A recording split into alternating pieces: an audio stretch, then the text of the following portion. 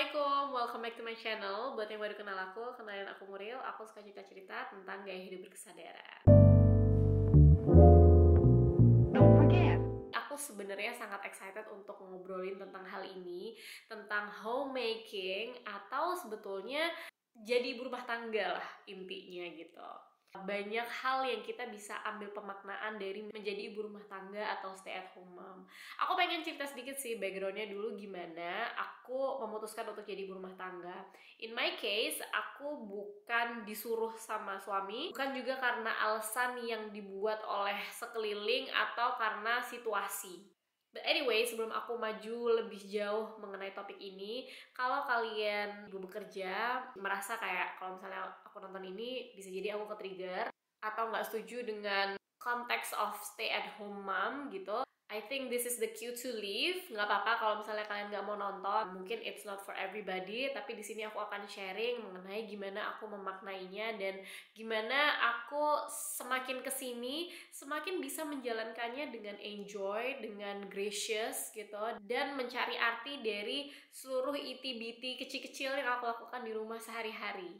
Oke, kembali lagi ke background. Jadi dari dulu nggak tahu kenapa di dalam diriku ini sudah ada keinginan untuk menjadi stay at home mom once aku punya anak. Jadi dulu setelah aku menikah, aku masih bekerja, kemudian waktu hamil qadarullah diberi kesempatan untuk pindah ke Bali, ke tempat yang memang aku inginkan dari dulu, yang selalu ada di vision boardku gitu. Mungkin teman-teman bisa lihat alasan aku pindah ke Bali di bawah kalau pengen tahu lebih lanjut. Tapi kita dikasih kesempatan untuk pindah ke Bali, Damar dikasih kesempatan juga untuk bekerja, dan itu aku lagi hamil. Di saat itu otomatis aku resign dari pekerjaan yang sebelumnya, dan sampai aku ke Indonesia, aku melakukan hal yang aku enjoy. Pada saat itu aku membuat konten dan membangun komunitas yang bernama Zero Waste Indonesia, yang sampai sekarang juga masih ada. Nah, di kepalaku memang aku udah nggak pengen bekerja untuk kantoran, aku ingin bekerja untuk diriku sendiri. Dan saat aku punya anak nanti, aku tahu aku ingin stay at home. Kalaupun aku mau melakukan pekerjaan sesuatu, aku mau melakukannya di rumah sembari membersamai anak-anak. Kenapa aku cerita ini sekarang dan baru sekarang? Karena aku baru menemukan di perjalananku bahwa menjalani pekerjaan sebagai ibu rumah tangga itu sangat-sangat meaningful gitu kalau kita tahu kenapa kita ada di sini dan kita bisa memaknai apa yang kita lakukan dari pekerjaan kita sehari-hari. It's not an easy job, banyak sekali tantangannya, tapi di setiap tantangan itu ada sebuah berkah dan pahala yang tersimpan. Dan saat aku merubah shifting mindset dan belajar lebih banyak bahwa ternyata itu memang merupakan fitrahnya kita, yang untuk perempuan itu sebetulnya sangatlah mudah untuk mendapatkan berkah dan ridhonya. On the other hand, susah juga gitu. Gampangnya karena di setiap titik ataupun di setiap aktivitas yang kita lakukan, even we're staying at home, masak dengan meniatkan untuk senyum sama suami aja itu dapat pahala. Dan tapi on the other hand, saat kita melakukan hal-hal itu tadi yang berpotensi untuk mendapatkan pahala dengan manyun, dengan nggak happy, dengan banyaknya tuntutan kepada suami, marah-marah gitu ya, itu juga mudah untuk kita mendapatkan yang sebaliknya. Dan menurutku it comes all natural, secara alamiah itu sebenarnya kita bisa enjoy doing the things at home.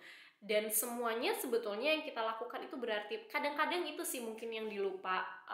Kita ngerasa kita nggak produktif karena ya kita seharian aja di rumah, hari ini ngerjain ini, bersih-bersih, masak, ngurusin anak, mandiin segala macam, besoknya ngulangin hal yang sama gitu. Kita ngerasa tidak produktif, padahal setiap aktivitas yang kita lakukan itu tuh terakumulasi insya Allah pahalanya, terakumulasi insya Allah ridhonya jika kita menemukan meaning gitu.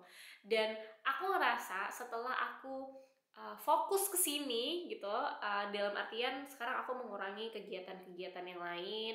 Di Zero Indonesia aku juga mengurangi shopnya, sebentar lagi aku memutuskan untuk tutup gitu karena satu dan lain hal, termasuk karena aku mau berfokus ke hal yang lain gitu ya. Hal ini, hal homemaking, staying at home, ngurusin rumah, ngurusin anak-anak gitu ya, lagi exploring juga tentang homeschooling. If we remove the distractions, we all will enjoy it gitu. We are all homemaker. Menurut aku, dengan sekarang aku sudah lebih dapat memaknai posisi dan peranku sekarang, it's really humbling, it's really grounding. Apalagi ini berkaitan dengan gaya hidup minimalis ya. Apalagi jika barangnya nggak berlebihan. Semua jadi bisa simple gitu. It's actually about simplicity. Gimana kesederhanaan kita dalam hidup kita sehari-hari itu membuat kita bisa lebih fokus ke hal-hal yang penting gitu. Jadi how is it more meaningful to me now? Karena aku tahu sekarang tujuannya apa. Dan aku menyadari bahwa di setiap hal yang aku lakukan, di situ ada berkahnya. Masya Allah, ada berkahnya kalau kita melakukannya dengan ikhlas, kita melakukannya untuk Allah gitu. Oh ya, satu hal yang mungkin agak challenging gitu ya di awal kalau dari pengalamanku itu adalah the fact bahwa aku jadinya financial depending sama Damar. Although aku ada juga kan project-project atau kerjaan-kerjaan, tapi kan main resource untuk financial itu kan Damar gitu ya. Itu pas di awal aku kayak nggak nyaman gitu dengan itu, tapi semakin kesini ya nggak apa-apa, kita melakukan peran kita masing-masing gitu. Damar dengan mencari nafkahnya, kalau misalnya aku ada tambah-tambah aku bisa sedekahkan juga ke keperluan keluarga dan anak-anak ataupun suami bahkan. Tapi aku juga punya peranku gitu sebagai seorang istri dan sebagai seorang ibu, dan kita menjalankan peran itu hopefully dengan full understanding dan full pemaknaan bahwa kita melakukan itu untuk mencari berkah gitu. Dan aku juga ngerasa it's a really powerful and rewarding job. Misalnya kita masak gitu ya, menyiapkan sesuatu buat keluarga gitu, di situ lah aku menyadari dan aku merasa bahwa wah, peran ini tuh Masya Allah sangat powerful gitu. Di situ jika ada doa yang tersemat di hati ataupun mulut kita, disitulah rasa rewardingnya. Karena aku yakin Insya Allah dari doa-doa ibu itulah buah keluarga tuh bisa ada rizkinya, bisa ada berkahnya. Dan ini aku juga meyakini gitu bahwa mungkin kalau misalnya aku kerja, aku menjemput rizki itu sendiri gitu ya, tapi aku yakin di dalam rizki suami itu juga ada rezeki istri, rezeki anak-anak gitu yang nggak akan pernah ketukar kayak gimana pun caranya. Jadi aku meyakini dan memberikan makna di situ. Jadi one of the key itu adalah stay in prayer and talking to God. Jadi tetap berdoa dan tetap ngobrol gitu sama Allah sambil bersih-bersih, sambil berdialog, atau sambil bertanya, atau sambil menitipkan doa-doa yang pengen kita dapatkan gitu di dalam kita sebagai keluarga, ataupun aku personal, atau untuk suamiku, ataupun juga untuk anak-anak. Kalau tentang feeding the family atau masak gitu, nggak harus yang mewah, yang ada appetizer sampai dessert gitu, nggak harus kayak gitu. Walaupun kita beli terus kita beli frozen food, kita tetap ngasih makan keluarga, kita tetap mempersiapkan untuk keluarga gitu. Nggak harus semuanya from scratch. Jangan pernah membandingkan kita dengan orang-orang yang lain, karena setiap kondisi kita itu berbeda. Jadi feeding the family itu bukan berarti kita harus bikin roti semuanya dari scratch, atau bikin semuanya tuh dari nol, kita harus berkebun gitu. Enggak kayak gitu. You are still feeding your family, and that's what's powerful about it.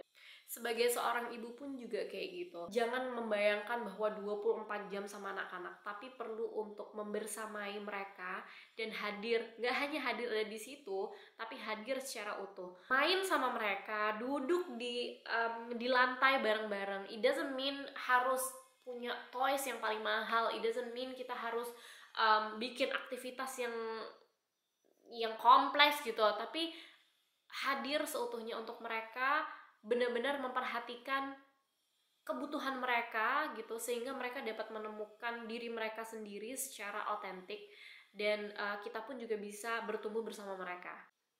Just be there buat anak-anak, dan main bareng. That means a lot. Dan aku yakin from my experience I can gain so much just by duduk sama mereka, ngeliatin mereka aja, atau ngobrol sama mereka, cari tahu karakternya mereka, ngobrol sama mereka in the eye level, apa yang mereka suka, apa yang mereka nggak suka, dan banyak hal lain yang bisa ditemukan dari anak kecil itu banyak banget sebenarnya wisdom yang mereka punya dari dirinya mereka.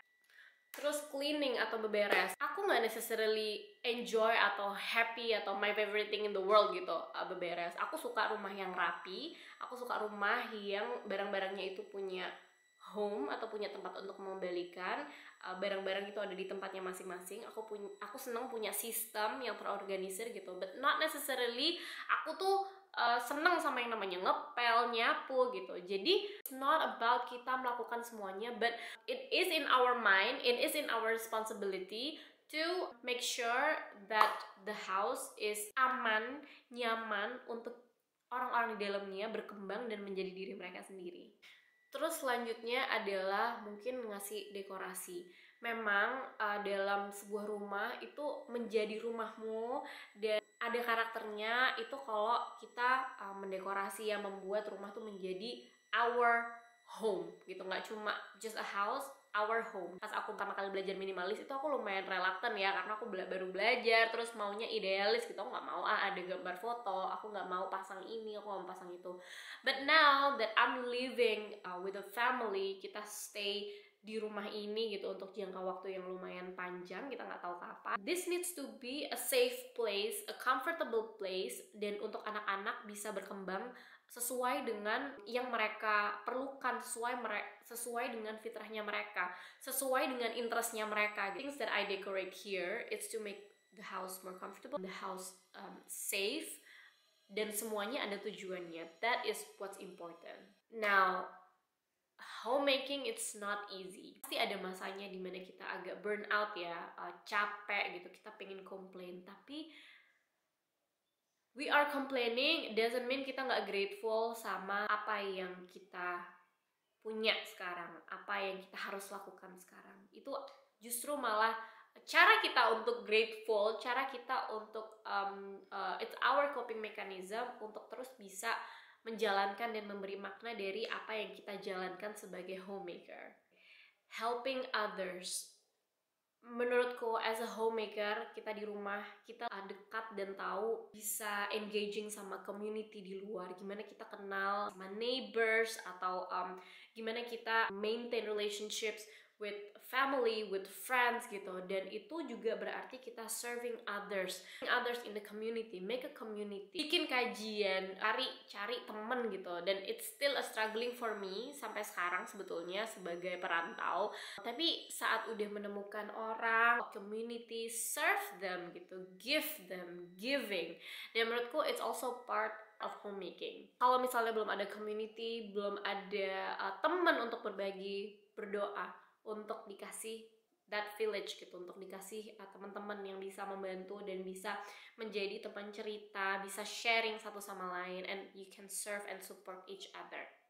So ya, itu kira-kira cerita ramblingku hari ini tentang homemaking. Dan sekarang mungkin teman-teman jadi tahu kenapa kontenku juga arahnya agak sedikit shifting ya. Mungkin dulu aku ngomongin tentang zero waste terus gitu, sekarang aku banyak ngomongin tentang meal prepping, tentang di rumah, tentang motherhood. Walaupun dari dulu aku juga udah ngobrolin itu, tapi mungkin sekarang lebih sering gitu.